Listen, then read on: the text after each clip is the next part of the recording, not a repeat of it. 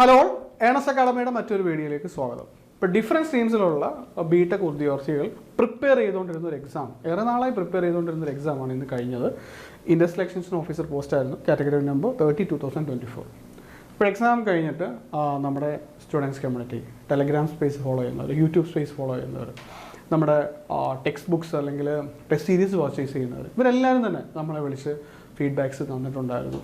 എക്സാമിൻ്റെ ഒരു overall review തന്നിട്ടുണ്ടായിരുന്നു. അപ്പോൾ അവരെല്ലാവരും ചോദിച്ചൊരു കാര്യം, ഇതിൻ്റെ കട്ട് ഓഫ് മാർക്ക് എത്രയാവും, സേഫായിട്ട് ജോലി ലഭിക്കാൻ വേണ്ടി അവർക്ക് കിട്ടേണ്ട ഒരു മാർക്ക് എത്രയാണ്, ഇങ്ങനെയുള്ള കുറേ കാര്യങ്ങൾ ചോദിച്ചിട്ടുണ്ടായിരുന്നു. അപ്പോൾ അതിലേക്കൊക്കെ ഞാൻ ലാസ്റ്റിലേക്ക് വരാം. ആദ്യം തന്നെ നമുക്ക് ഈ ഒരു എക്സാമിൻ്റെ ലെവൽ എങ്ങനെയാണ് എന്നുള്ളതൊന്ന് വിലയിരുത്താം. ഇപ്പോൾ നമുക്കറിയാം 3 പാർട്സ് ആയിരുന്നു: ഫിസിക്സ്, കെമിസ്ട്രി, മാത്സ്. മാത്സിൽ നിന്ന് 40 ക്വസ്റ്റ്യൻ ഉണ്ടായിരുന്നു, കെമിസ്ട്രി ഫിസിക്സിൽ നിന്ന് 30 ക്വസ്റ്റ്യൻസ് ആയിരുന്നു.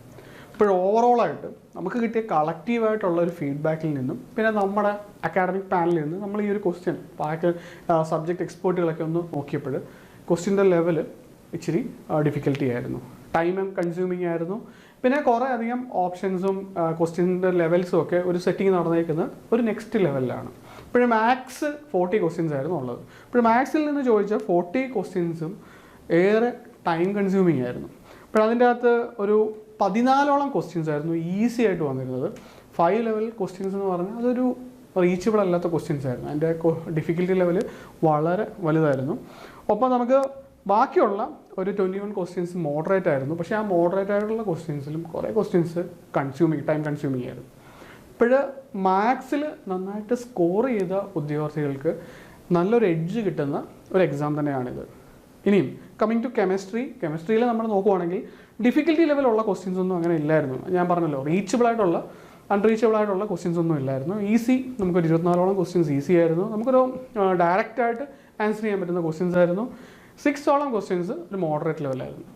ഇനി ഫിസിക്സിൻ്റെ ക്വസ്റ്റ്യൻസ് നോക്കുവാണെങ്കിൽ ഒരു 4-5 ക്വസ്റ്റ്യൻസ് ഇച്ചിരി ടഫ് ക്വസ്റ്റ്യൻസ് ആയിരുന്നു. ബാക്കി ഒരു 7 ക്വസ്റ്റ്യൻസോളം മോഡറേറ്റ് ലെവലാണ്. ബാക്കി വരുന്ന ക്വസ്റ്റ്യൻസൊക്കെ നമുക്ക് ഈസിയാണ്.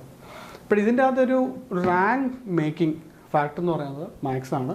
ഒരു 16-17 ക്വസ്റ്റ്യൻസ് നിങ്ങൾ മാത്സിലൊക്കെ അറ്റംപ്റ്റ് ചെയ്തിട്ടുണ്ട്.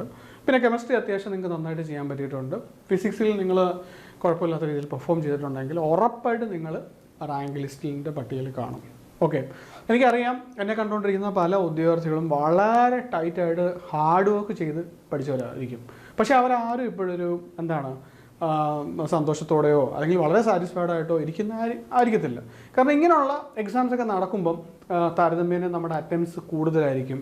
പിന്നെ കുറേ അടുത്ത് നമ്മുടെ സമയം പോയിട്ടുണ്ടാവും. പക്ഷേ മാർക്ക് മൈ വേർഡ്സ്, നിങ്ങൾ നന്നായിട്ട് പ്രിപ്പയർ ചെയ്ത് എക്സാം ഹോളിൽ നിങ്ങൾ നല്ല രീതിയിൽ എറർ ഫ്രീ ആയിട്ട് ആവശ്യമില്ലാതെ കുറേ ചോയ്സ് ഒക്കെ എടുത്തിട്ട് നിങ്ങൾ കുറേ ക്വസ്റ്റ്യൻസ് കൂടുതൽ അറ്റംപ്റ്റ് ചെയ്യാനൊക്കെ ശ്രമിക്കാതെ നിങ്ങൾക്കറിയാവുന്ന കാര്യങ്ങൾ മാത്രം നിങ്ങൾ ചെയ്ത് ഇറങ്ങിയിട്ടുണ്ടെങ്കിൽ നിങ്ങളന്ന് ഉറപ്പായിട്ടും റാങ്ക് ലിസ്റ്റിൽ കാണും. കാരണം ഇങ്ങനെയുള്ള എക്സാംസിൻ്റെ കട്ട് ഓഫ് മാർക്കൊക്കെ നന്നായിട്ട് കുറയും. ഇതിൻ്റെ ടോപ്പ് വരുന്ന മാർക്സൊക്കെ നല്ല രീതിയിൽ കുറയാനുണ്ട്. ഇനി 1-2 പേര് എക്സെപ്ഷൻ ഉണ്ടെങ്കിൽ അവരുടെയൊക്കെ മാർക്ക് ഇച്ചിരി നെക്സ്റ്റ് ലെവലിലേക്ക് മാറിയേക്കാം. പക്ഷേ ബാക്കിയുള്ള ഒരു മെജോറിറ്റി ടോപ്പ് റാങ്ക് ഹോൾഡേഴ്സിൻ്റെയും റാങ്കിൽ വരുന്ന ആളുകളുടെ മാർക്കൊക്കെ വളരെ കുറവായിരിക്കും. നമ്മൾ ഈ ചില ടെക്നിക്കൽ എക്സാംസ്, ഇപ്പോൾ സിവിൽ, ഇലക്ട്രിക്കൽ, മെക്കാനിക്കൽ, കമ്പ്യൂട്ടർ സയൻസിലൊക്കെ കഴിഞ്ഞ പോളി എക്സാംസോ അല്ലെങ്കിൽ നമ്മുടെ എക്സാംസിൻ്റെയൊക്കെ കട്ട് ഓഫ് മാർക്ക് വരുമ്പം 60s അല്ലെങ്കിൽ 50s ഒക്കെ വരുന്ന പോലൊന്നും ഇതിൻ്റെ കട്ട് ഓഫ് മാർക്ക് വരില്ല. പക്ഷേ അത് കൃത്യമായിട്ട് നമുക്കത് പ്രെഡിക്റ്റ് ചെയ്യണമെന്നുണ്ടെങ്കിൽ നമുക്ക് ഒരു ലാർജ് ഡേറ്റ വേണ്ടി വരും. അപ്പോൾ ആ ഡേറ്റയ്ക്ക് വേണ്ടി നമ്മുടെ സ്റ്റുഡൻസ് കമ്മ്യൂണിറ്റിയുടെ ഇടയിൽ ടെലഗ്രാം കമ്മ്യൂണിറ്റി, നമ്മുടെ യൂട്യൂബ് സ്പേസിലും എല്ലാം കൂടെ നമ്മളൊരു ഡേറ്റ എടുക്കാമെന്ന് വെക്കുവാണ്. ഇവിടെ കമൻറ്റ് ബോക്സിൽ ഒരു ഗൂഗിൾ ഫോം അറ്റാച്ച് ചെയ്യുന്നുണ്ട്. അവിടെ നിങ്ങൾക്ക് നിങ്ങളുടെ മാർക്ക് പോൾ ചെയ്യാവുന്നതാണ്.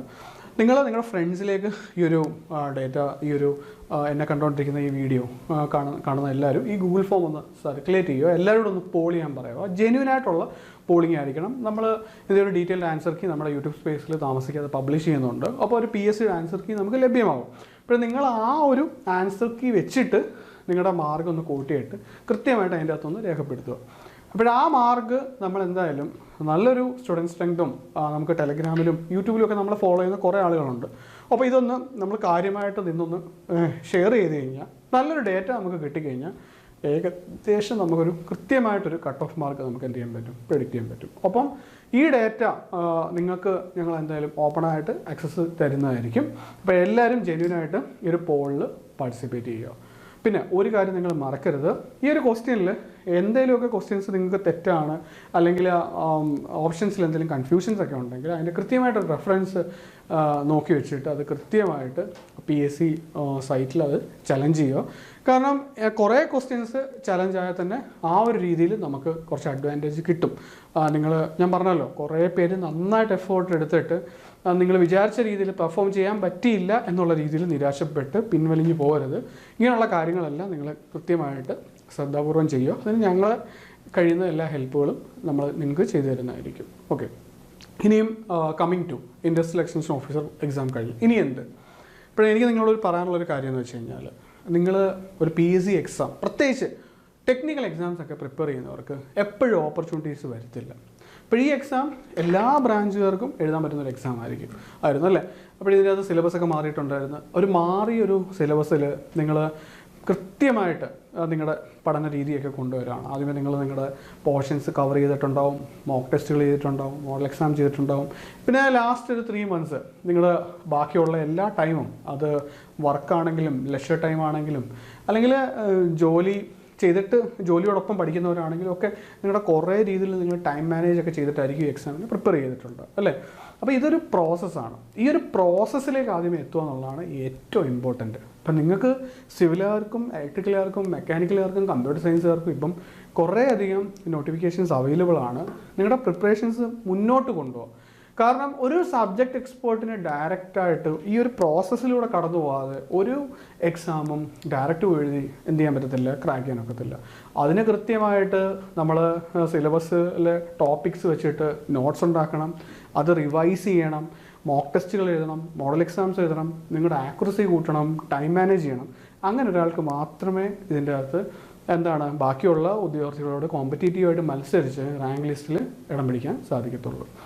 മെക്കാനിക്കൽ ആസ്പിറൻസിനെ നോക്കുവാണെങ്കിൽ 3 പോസ്റ്റുകൾ ഇപ്പോൾ തന്നെ ഓൾറെഡി അവൈലബിൾ ആണ്. നോട്ടിഫിക്കേഷൻ ഓൾറെഡി വിളിച്ചിട്ടുണ്ടായിരുന്നു. അതിൻ്റെ എക്സാമിൻ്റെ സ്ലോട്ട് വന്നിട്ടുണ്ട്. Universities in Kerala, ground water department, Kerala agro industries.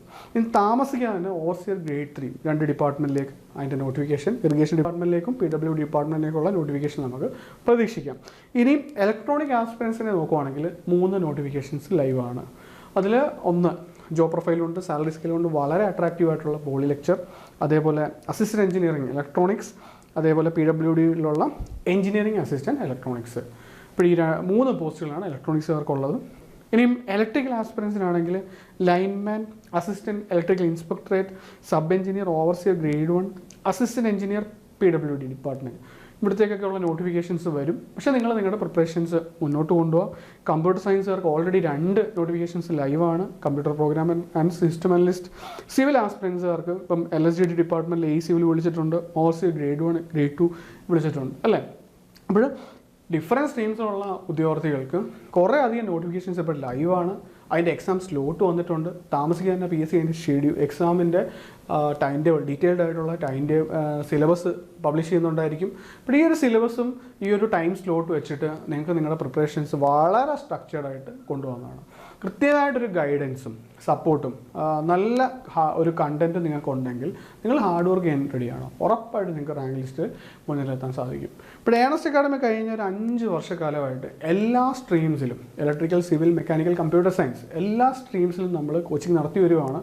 അവിടെ റീസെൻ്റായിട്ട് 2024 2025 കേരള PSC പബ്ലിഷ് ചെയ്ത ഒട്ടുമിക്ക എല്ലാ ടെക്നിക്കൽ എക്സാമുകളുടെ ലിസ്റ്റുകളിലും നമ്മുടെ ഉദ്യോഗാർത്ഥികൾ, നമ്മുടെ സ്റ്റുഡൻസ് റാങ്ക് ലിസ്റ്റിൻ്റെ ടോപ്പ് ഇടങ്ങളിലുണ്ടായിരുന്നു. അതേപോലെ തന്നെ റാങ്ക് ലിസ്റ്റിൻ്റെ ഒരു നല്ലൊരു ശതമാനം സ്റ്റുഡൻസ് ഏണസ്റ്റ് അക്കാഡമിയിൽ നിന്നായിരുന്നു. അപ്പോൾ നിങ്ങൾ ഈ കണ്ടുകൊണ്ടിരിക്കുന്നത് നമ്മുടെ റീസെൻ്റായിട്ട് പബ്ലിഷ് ചെയ്ത റാങ്ക് ലിസ്റ്റുകളിൽ, ഡിഫറെൻറ്റ് സ്ട്രീംസിലെ റാങ്ക് ലിസ്റ്റിൽ ഡിഫറെൻറ്റ് പോസ്റ്റുകളിൽ ടോപ്പ് റാങ്കുകൾ നേടിയ ഉദ്യോഗാർത്ഥികളാണ്. ഇപ്പോൾ കഴിഞ്ഞ ഒരു 2 weeks മുമ്പ് വന്നതാണ് ട്രേഡ്സ്മാൻ കമ്പ്യൂട്ടർ സയൻസിൻ്റെ 72 പേരായിരുന്നു മെയിൻ ലിസ്റ്റിൽ. 35ഓളം ഉദ്യോഗാർത്ഥികൾ നമ്മുടെ സ്റ്റുഡൻസ് ആയിരുന്നു. ആദ്യ 21 റാങ്കുകളിൽ 10ഓളം റാങ്കുകൾ നമുക്കായിരുന്നു. ഇപ്പം ഞാൻ പറഞ്ഞത് 2025 റീസെൻ്റായിട്ട് പബ്ലിഷ് ചെയ്ത ഒരു ലിസ്റ്റിൻ്റെ കാര്യമാണ്. ഇതേപോലെ ഒട്ടനവധി റാങ്ക് ലിസ്റ്റുകളിൽ ഇതേപോലെയുള്ള ചരിത്ര വിജയം നമുക്ക് നേടാൻ സാധിച്ചിട്ടുണ്ട്. ആ ഡീറ്റെയിൽഡ് ആയിട്ടുള്ള അങ്ങനെയുള്ള എല്ലാ വീഡിയോസും, റാങ്ക് ലിസ്റ്റിൻ്റെ എല്ലാ വീഡിയോസും നമ്മുടെ യൂട്യൂബ് സ്പേസിൽ നമ്മൾ പോസ്റ്റ് ചെയ്തിട്ടുണ്ട്. ഒപ്പം ഇവരുടെയൊക്കെ സക്സസ് സ്റ്റോറീസ് നമ്മൾ പോസ്റ്റ് ചെയ്തിട്ടുണ്ട്. ഇപ്പോൾ കുറേ ആളുകളൊക്കെ ജോലിക്കൊപ്പം പ്രിപ്പയർ ചെയ്തവരാണ്. കുറച്ച് പേര് ആദ്യ PSC എക്സാമിൽ ക്രാക്ക് ചെയ്തവരാണ്. ജോലിയോടൊപ്പം എന്താണ് MTechഉം MSCയും ഒക്കെ പഠിച്ചുകൊണ്ടിരിക്കുമ്പോൾ തന്നെ ഡിഗ്രി ലെവലിലുള്ള എക്സാം എഴുതി ക്രാക്ക് ചെയ്തവരാണ്. കുറച്ച് പേര് ഒരു വലിയ കരിയർ ഗ്യാപ്പിന് ശേഷം എക്സാംസ് ക്രാക്ക് ചെയ്തവരാണ്. അപ്പം സാഹചര്യം എന്തോ ആയിക്കോട്ടെ, ഹാർഡ് വർക്ക് ചെയ്യാൻ റെഡിയാണ്. നിങ്ങളും ഈ ഒരു വിജയം ഡിസേർവ് ചെയ്യുന്നുണ്ട്. അപ്പോൾ എന്തായാലും നിങ്ങളുടെ പ്രിപ്പറേഷൻസ് മുന്നോട്ട് കൊണ്ടുപോകാം. അപ്പോൾ നിങ്ങളുടെ പ്രിപ്പറേഷൻസിന് വേണ്ടി നമ്മളോടൊപ്പം നിങ്ങൾക്ക് കോച്ചിങ്ങിന് ജോയിൻ ചെയ്യാവുന്നതാണ്. സ്ക്രീനിൽ കാണുന്ന നമ്പറിൽ നിങ്ങൾക്ക് ഞങ്ങളെ ബന്ധപ്പെടാവുന്നതാണ്. ഇപ്പോൾ പോളിൻ്റെ കാര്യം മറക്കണ്ട. നിങ്ങളെ കമൻറ്റ് ബോക്സിൽ കാണുന്ന ഗൂഗിൾ ഫോം ഫില്ല് ചെയ്യുക. ഉറപ്പായും ഒരു വിത്തിൻ 3 days നമ്മളൊരു ഡീറ്റെയിൽഡ് ഡേറ്റ വെച്ചിട്ടുള്ള ഒരു കട്ട് ഓഫ് അനാലിസിസ് നമ്മൾ ചെയ്യുന്നതായിരിക്കും. ഇപ്പോൾ നിങ്ങളുടെ പ്രിപ്പറേഷൻസിന് ഓൾ ദി ബെസ്റ്റ്. താങ്ക്സ്.